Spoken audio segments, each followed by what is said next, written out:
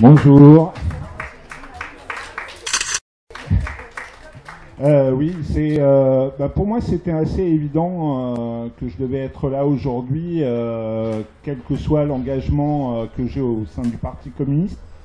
D'abord parce qu'avec Marie-Noëlle Lienemann, j'ai le plaisir de la connaître un petit peu, mais surtout j'ai beaucoup suivi ses positionnements en tant que parlementaire, et notamment sur un combat que nous avons mené dernièrement ensemble contre la loi dite travail.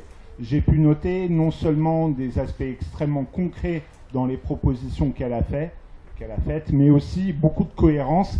Et je crois que cette notion de cohérence fait partie des éléments qui ont motivé ma présence ici et mon engagement aux côtés de Marie-Noëlle pour la primaire de toutes les gauches. Même s'il reste peut-être que la primaire de toutes les gauches est encore une utopie, et j'entends bien l'idée, comme disait François Mitterrand, que l'utopie est un chemin encore inexploré, mais peut-être on pourrait l'explorer ensemble.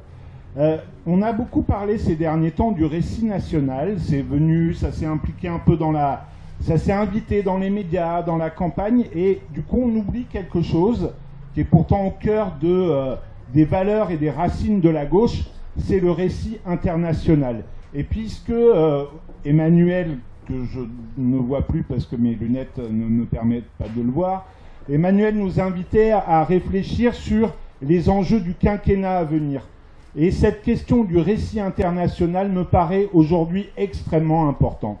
Je ne suis pas un europhile béat, je suis un Européen parce que je suis de gauche, je suis un Européen parce que l'ADN de ma gauche est un ADN internationaliste, et c'est aussi pour ça que je me retrouve avec Marie-Noëlle sur un certain nombre d'engagements, de critiques de l'Union européenne, mais aussi sur la nécessité d'avoir un agenda proprement européen dans le quinquennat à venir.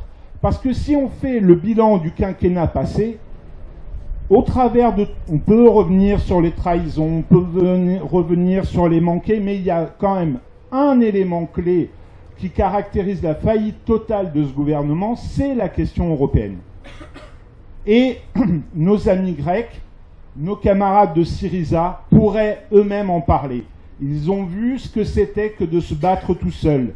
Ils nous ont montré ce que c'était que le socialisme dans un seul pays. Ça n'est pas possible. Le souverainisme aujourd'hui est un leurre dangereux, et nos camarades grecs sont là pour nous le rappeler. Mais ils sont là aussi pour nous rappeler qu'il faut construire un rapport de force à l'échelle européenne.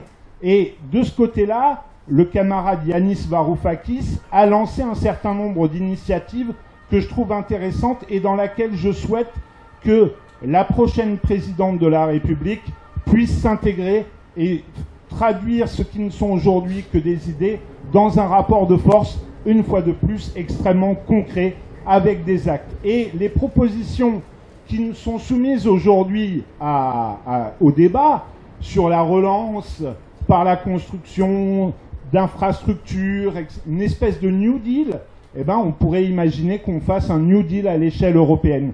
Et ne croyez pas à ceux qui vous disent qu'aujourd'hui le rapport des forces est en notre défaveur.